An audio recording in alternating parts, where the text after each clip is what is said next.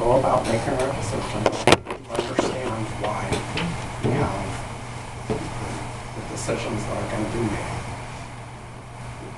And we can only make our decisions based upon the information that we have available and what makes sense.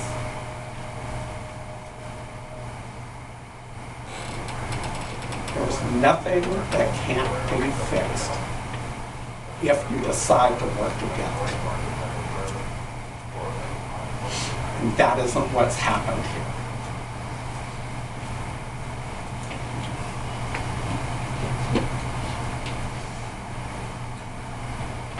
So what are our options as an ESD? This is a new one for me. You brought up a proposal last time, and this is kind of really the first time maybe we've had this many people and there's been this kind of discussion. One potential one in lieu of what you did is to fire it back to the fire department and see if that's still their position. Well, I think we did that at the last board meeting. Yeah. And they had a meeting after that one, and I'm trying to do a good job of not speaking so much because I think I spoke too much in the last board meeting, but I thought we were pretty crystal clear in our position coming out of the last board meeting. Their board has met since then and reaffirmed their decision, and that's why I asked the questions that I asked earlier. Is I wanted to make sure that it was clear that the ESD was not in support and their board was making this decision in spite of that. I guess maybe we should ask Jennifer if there's anything we've discussed tonight that would be worth going back and considering.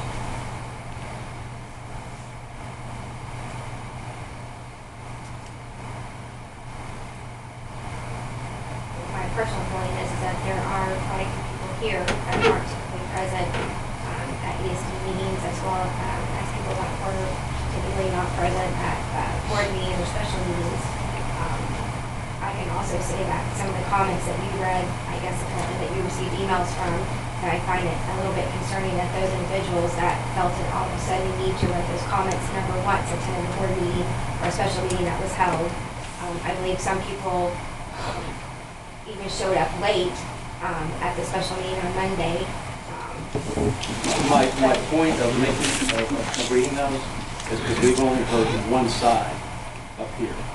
Okay, now I know some of the other commissioners probably received some of the same emails, but I haven't seen balance, and that gets back to the fact that I haven't seen anything objective over those course of those years that demonstrates pluses and minuses of the individual we're talking about. So that was the only reason I brought that up, to bring up that there are people actually that think he's doing a good job. I have no way sitting up here. I mean, I have conversations with them. I look at the SAG, I understand, but the only thing we've been hearing is that you want to replace it. That was my only reason for reading that. And that may be the only number of people in the fire department that feel that. There could be 50 more, it could be 200 more, I don't know. But my point was, I base my stuff on information, and I don't have that information. So I have to make a decision based upon what I see or what I perceive to be a flawed process and so forth. I think your question to Jennifer is an interesting one. I mean, that's the exact question you posed at the last meeting. And their board met, contemplated what was discussed at the last board meeting, and made a decision to proceed in spite of the direction they were receiving from the ESD. There were no questions presented to me at the last ESD meeting. The discussion took place in regards to what the board had decided, to receive input from the ESD board. We received that, and then you presented a proposal, and then the discussion was over. There was nothing left to talk about, I guess, essentially, since it was an agenda item. So I did bring it back to the board. I presented the proposal along, and like I said, there was no discussion that really took place because there was no information to give to them in relation to logic or thought processes behind the proposal other than the discussion that took place there. And I was not asking for a response to the proposal. I was asking, the question I asked earlier, and I'll reiterate it, is that do you think the board has been adequately apprised that the ESD is opposed to heading down the road that you're heading down, the decisions that you've made. Your answer was yes, they have. And the second question I asked was, so your board has reaffirmed the decision to move forward with letting the contract expire and moving forward with the McGrath's process in spite of that information? And your answer was yes. So, to me, they've heard what we've got to say. That's right. And I don't think there was a whole lot of new information tonight, and I don't want to misrepresent that. But, and I haven't heard you say, definitely, you guys have brought up a whole new argument, and we should go back and meet as a board and reevaluate this. I can say that I believe that this is probably the first time that I've really heard Suzanne speak on the subject. I've heard most of you say somewhat of the same things with some new information.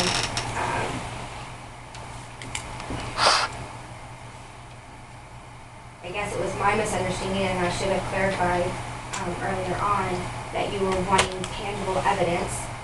I assumed that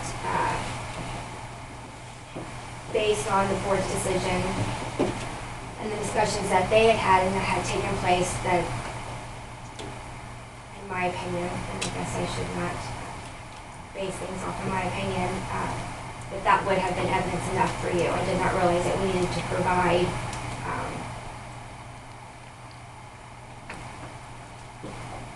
anything additional. I'll just leave it short and sweet. Jennifer, may I respond in part on behalf of the department as well? You know, it seems we're going down a road here that doesn't really need to be gone down. First of all, this task force report that you read. Excuse me just a second. I'm sorry.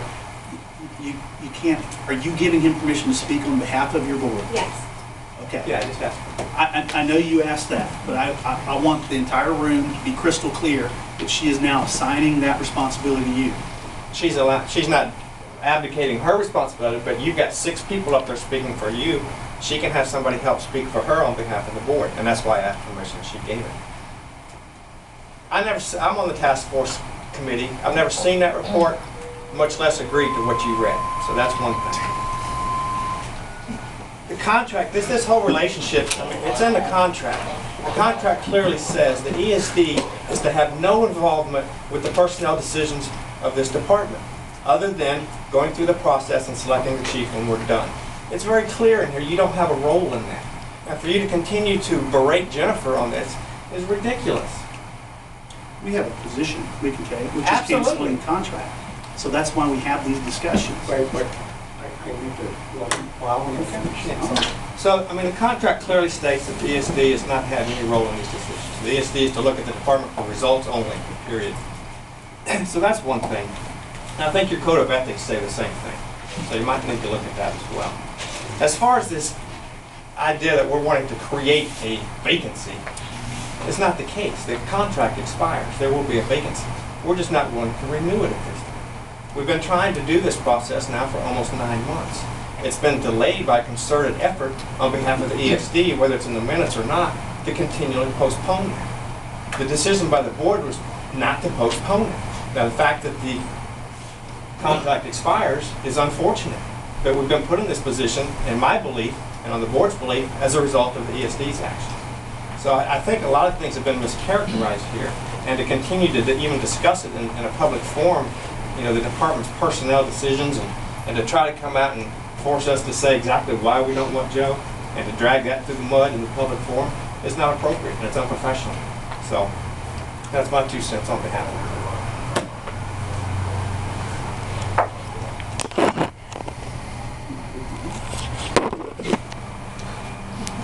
We've got a pretty consistent message.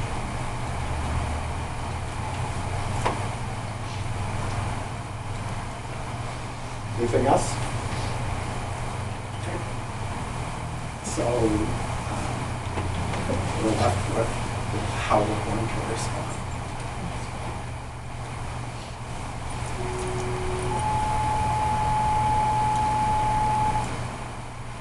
We have one option, and that was the one that you had presented in the last board meeting. And I'm not aware of I don't know the fine points of the contract, so I don't know contractually that's something we can do or not. And that's turn to Howard for that. Well, So I don't even know if that's a real option. well, one of the options is that, as an option is to proceed with providing notice to terminate the contract. That is one option. That is one option.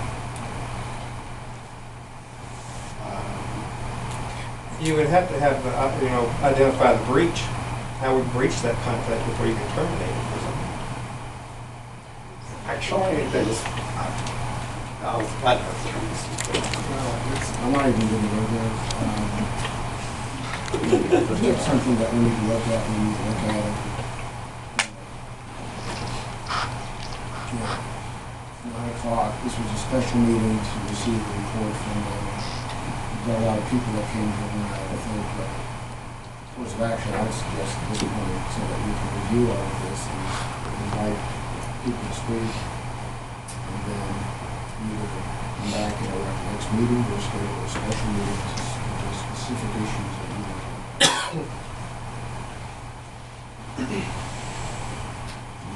They don't want to say anything, that's fine too. What do you mean by?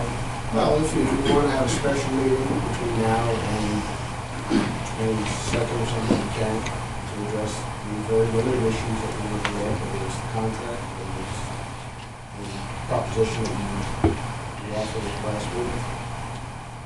Or if you want to wait until the next district meeting to address that. That's fine too, if you want to give the fire department an opportunity to consider what was discussed tonight. We all want to consider what was discussed tonight individually. I would probably do the opportunity. What's been said, I think what you said was crystal clear both directions. That's my suggestion that they'll work. So a lot of people do. I'd like to hear what our options are. If you're telling me that you need time to go off and explore what those options are, or we need, Well, if I'm going to discuss options with the client, I'm going to do that under an attorney-client relationship and not in front of everybody where we discuss legal issues and legal options that we have or may not. okay. And so we would need, Fire department's going to have the same. and we would have a right to do that under executive session. Well, it depends. I mean, if we're talking about something that involves potential litigation, it's something we need to talk about. But if that's not, and that's not how we get the notice process, it's not supposed to actually go to this next step. If that makes sense for you. I think it's important that I clarify that when I lay out that option, it is actually not as a threat, because that isn't my intent.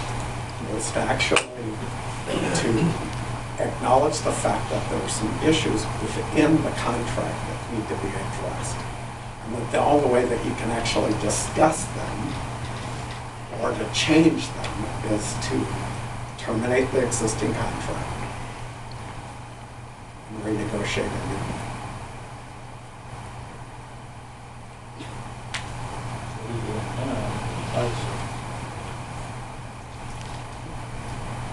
Unfortunately, the fire chief is an employee of the fire department. That's a question the fire department has to answer. The whole rationale behind this is for the fire department, if I heard correctly, correct me if I'm wrong in what I heard, was that the reason why we're doing this is to comply with the contract. If the question is that the contract is flawed, then that's what we should be working on. If I get this correctly, for us to modify the contract, we have to terminate. Now, to me, that's almost as crazy as creating a vacancy. Okay, I'm just being blunt here. Okay, in terms of But that's the way it is. We can take that out. You don't have to terminate the contract. If you're going to amend the contract, we can sit down and amend the contract. You know, when this contract is renewed, effective January 1st, 2012, the department wanted us to actually excise out of the contract the approval process for the ESD on hiring of fire chief. They've taken up on that.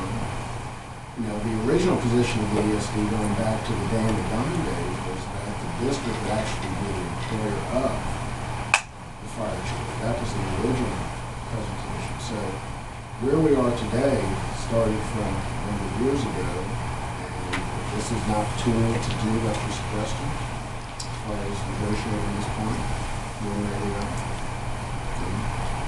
That's fine. We don't have to terminate a contract and say we don't have a fire department. But you can certainly sit down and negotiate changes to the contract agreement if that's what you want.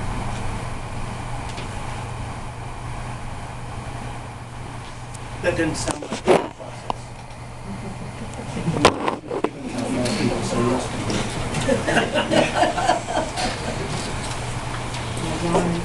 I mean, we've had discussion, I don't think I'm giving away any client secrets, we've had discussions in an open meeting about whether we wanted to have the role of being the ultimate kingmaker after they give us the 3 candidates.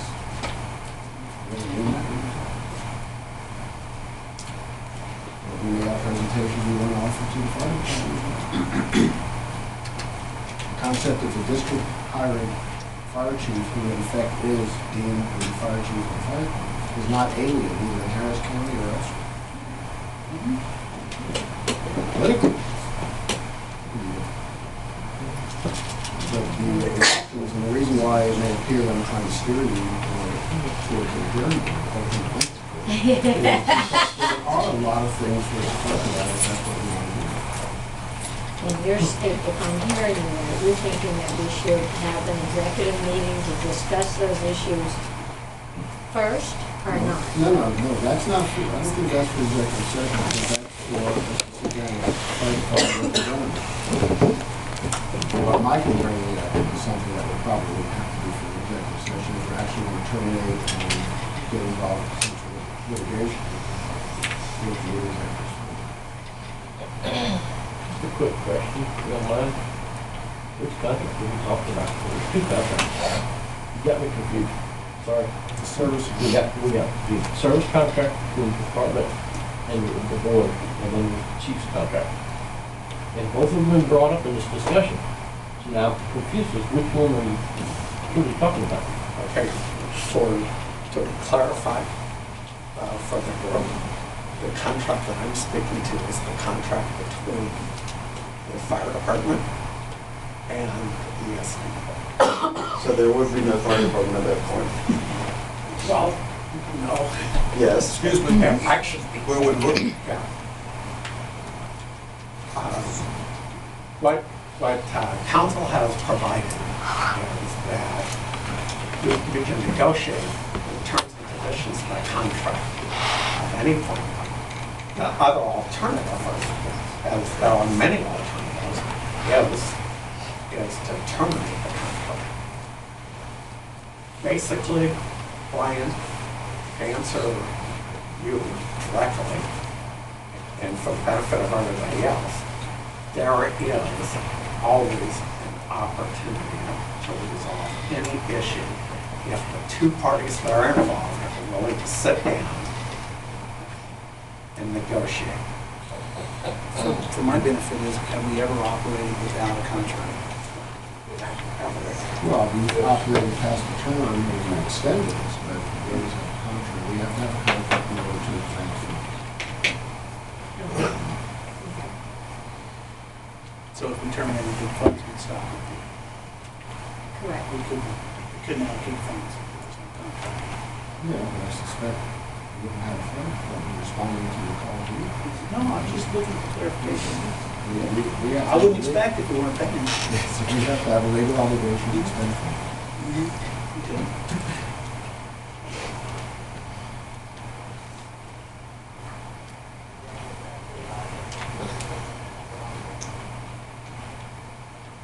So there are multiple courses that we could take.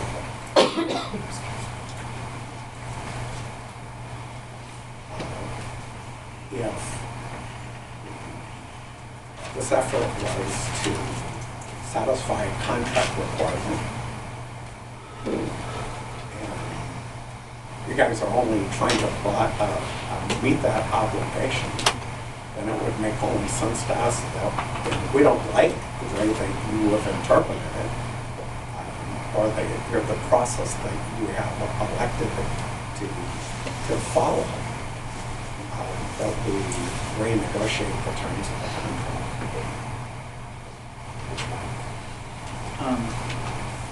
But I can't, I was just going to ask a question, clarification, this proposal, which was, you're proposing that we not continue the discussion about what decisions, if any, the ESD wants to take tonight, that we adjourn tonight and call another meeting to have that discussion.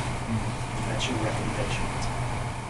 Yeah, I mean, if anyone's looking for me to give advice to the district as far as proceed, the answer is no, I'm not doing it. Okay. You're not going to be able to answer this question then.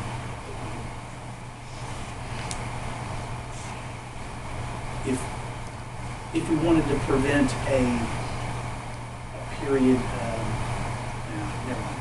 I understand your I would prefer not to extend this meeting and open it up tonight, if we choose another form for that as well. Only for simple, my own, this is the only night in town, so I'm worried about it. Trying to help you. And I think a lot of things have been brought up here. You know, I don't know what I tell you, but I've been doing this seat since 1989. So I've been taking minutes, writing things down for a long time. And, you know, I've had occasion to get my notes ready, including by the phone to my writing, but, you know, you've got the best organizations here. I mean, this district is by far one of the best districts in the state, not because of the revenue, but because of the opportunity. And you do. You have fantastic finance and your resources. So, I'm getting heated a little bit tonight, and I think we ought to take this as an opportunity to consider. We may end up being exactly where we are next time we meet. You've got election on your plate, you've got discussion with fire chief, there's a lot coming up. And they have the same thing. Is there a proposed timeframe for the next meeting you're suggesting? Well, yeah, my evening's always free, so. Because you're paid. Yeah, right. Yeah, right. I know it. I've got Fridays off.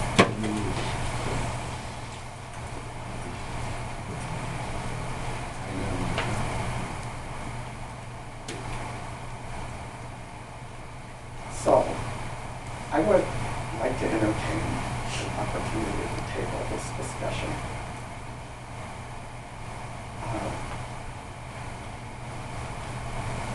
For another date. Also, this would give the fire department an opportunity to go back to their board and ask them if they would entertain the negotiating of the contract. Because without that on the table, we are left with very, very few choices.